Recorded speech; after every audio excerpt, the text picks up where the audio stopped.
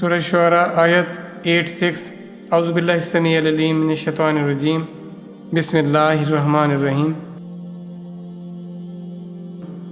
وغفر اور بخش دے لے ابی میرے باپ کو انہو بے شک وہ کانا ہے وہ من الضالین گمراہوں میں سے جو راستہ گم کر بیٹھے میرا باپ ان لوگوں میں ہے، اے اللہ اس کو بخش دے۔ اب دیکھیں، اب انسانیت کی فکر کس حوالے سے، رشتے ناتوں کی فکر کس حوالے سے ہے؟ آپ نے ان کی ہدایت کا سبب بننا ہے۔ اگر آپ کسی ایک انسان کی ہدایت کا سبب بن گئے تو رسول اللہ صلی اللہ علیہ وآلہ وسلم کے فرمان کے مطابق یہ سرخ اونٹوں سے، ان خزانوں سے کہیں زیادہ آپ کے لیے بہتر ہے۔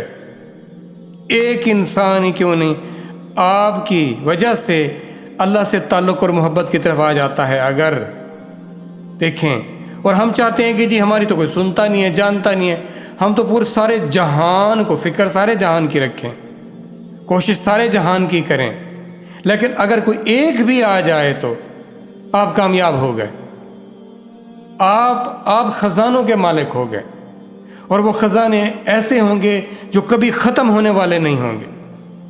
اور اسی طرح یاد رکھیے گا، اگر آپ کی وجہ سے کوئی راستہ گم کر بیٹھا، کوئی اللہ سے دور ہو گیا، تو پھر یاد رکھنا اس کی سزا بھی کم نہیں ہے۔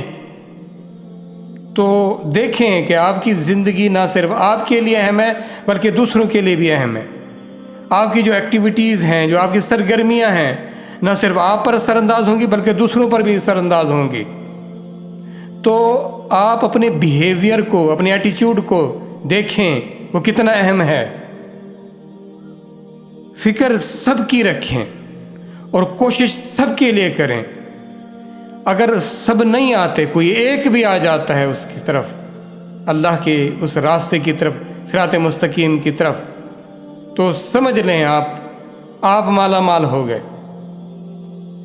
تو آپ اللہ کی رحمت میں آ گئے۔ اور یہ بات بھی ہے کہ جب آپ دوسروں کی ہدایت کے لیے بولتے ہو، کام کرتے ہو، کوئی دوسرا ہدایت پر آئے نہ آئے، اللہ آپ کے لیے ہدایت کا سامان، اسباب آسان کر دیتے ہیں۔ تو مجھے ہدایت کی کتنی ضرورت ہے، اور وہ ہدایت کا راستہ کن کو ملے گا؟ اگر آپ اس کے لیے دوسروں کی فکر کریں گے تو آپ کے لیے راستہ آسان کر دیا جائے گا۔ تو ہر صورت میں اس کے لیے آپ کو فائدے ہی فائدے نظر آئیں گے۔ تو یہ کام کرنے والے بنیں، روزانہ کی بنیاد پر۔ روزانہ دیکھیں، ہم سے پوچھا جائے گا ایک ایک نعمت کے بارے میں، اور ایک ایک لمحہ پوچھا جائے گا کدھر گزارا تھا اس کو، اور آپ کی آگے ہی جو آپ کی صلاحیتیں ہیں ان کو کدھر لگایا تھا۔